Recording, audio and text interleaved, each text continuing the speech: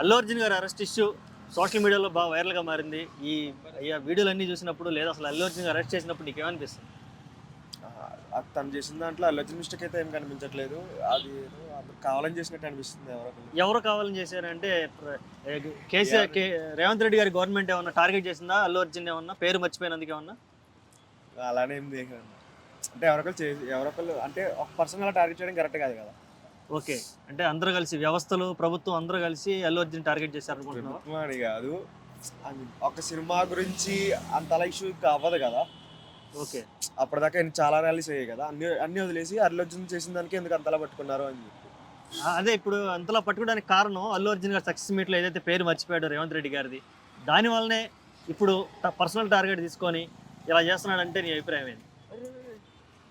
అది పర్సనల్ అది వాళ్ళ మరి ఎవరికి చేశారో తెలియదు కదా మరి. ఓకే, ఇప్పుడు ఈ విషయంలో అల్లు అర్జున్ గారు బయటికి రావాలంటే ఎట్లా, ఏం చేయాలనుకుంటున్నాం? దీనికి రెమెడీ ఏంది? ఇదేం గేమ్ లేదన్న, ఎలాగో అందరికీ తెలిసిందే కదా. తప్పు లేదని చెప్పి, తప్పు లేనప్పుడు ఆటోమేటిక్గా ఆయన బయటకు వస్తారు. తప్పు ఓకే, అంటే సపరేట్గా ఏం చేయాల్సిన అవసరం లేదు, డైరెక్ట్ ఆయన బయటకు వస్తారు. అంటే ఆయన స్టాండ్ మీద ఆయన నిలబడితే చాలా అంట. అంతే.